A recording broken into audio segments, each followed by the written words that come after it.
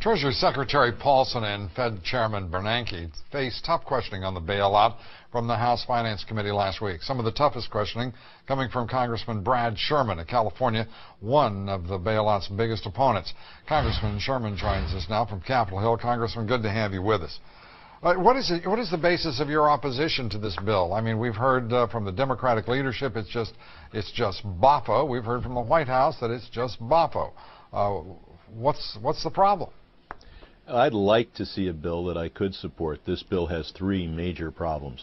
The first is that Paulson gets the $700 billion, goes up to Wall Street, and gets to hand it out to whomever he wants for whatever toxic assets they choose to sell, without any control. Now, the White House will agree that he will be subject to a control board, but made up exclusively of Bush cronies. They'll be the only ones that can tell him to stop. There'll also be a review board, but that one just issues press releases. It can't stop anything. The second problem is the current bill, they're saying we're going to limit him to only $200 or $300 billion. The fact is he gets all $700 billion.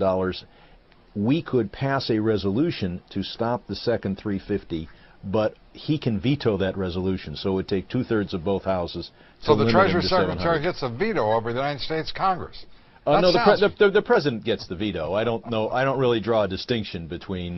My view is, Hank Paulson is George Bush, without the hair. Well, I'm not. I mean, Hank knows more about the financial services industry, but they are part of the same administration, and they're going to try to achieve the same values. Well, at this point, it looks like after some rather optimistic statements by Democrats and Republicans on Capitol Hill and the White House earlier today, it looks like this negotiation is far from near any kind of successful resolution.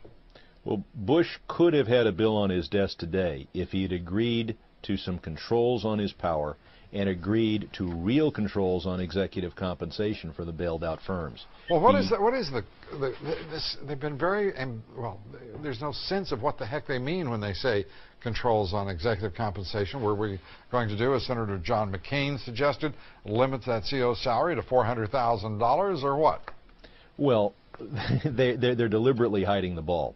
The only executive compensation that Bush will tolerate are limits on certain types of esoteric bonus formulas, but he draws the line at the $1 million a month salary. In other words, if an executive is staying with the firm and he's getting paid $1 million a month, maybe they want to give him a raise to $1.5 million a month, his position is we can't stop that.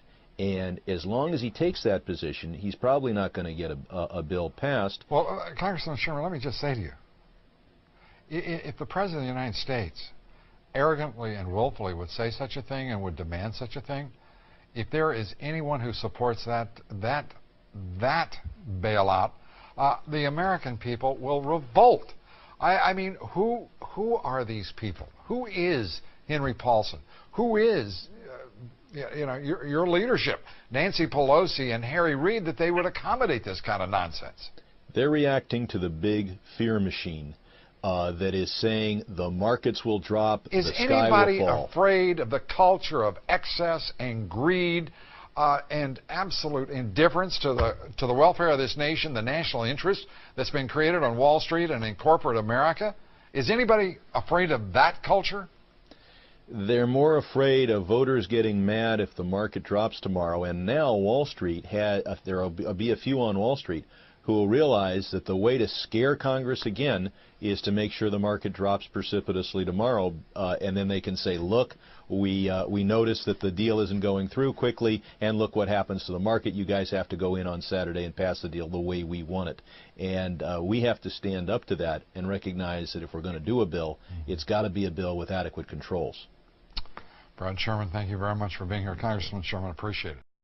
Good evening, and welcome to Economic Tyranny Playhouse.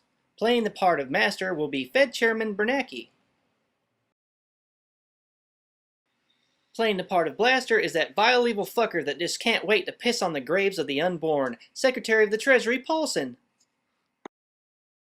King Arab! Sure, be a fairy princess. Embargo on! 4, 3, 2. For God's sake, what now? Who run Barter Town? Damn it, I told you no more embargoes. More blaster.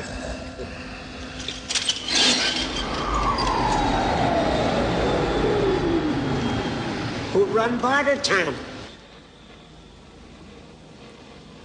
Who run Barter Town? You know who. Say. Master Blaster. Say loud. Master Blaster. Master Blaster? What? Master Blaster runs Barter Town. Louder. Master Blaster runs Barter Town. Lift embargo. 4, 3, 2. For God's sake, what now? Who run Barter Town? Damn it, I told you no more embargoes.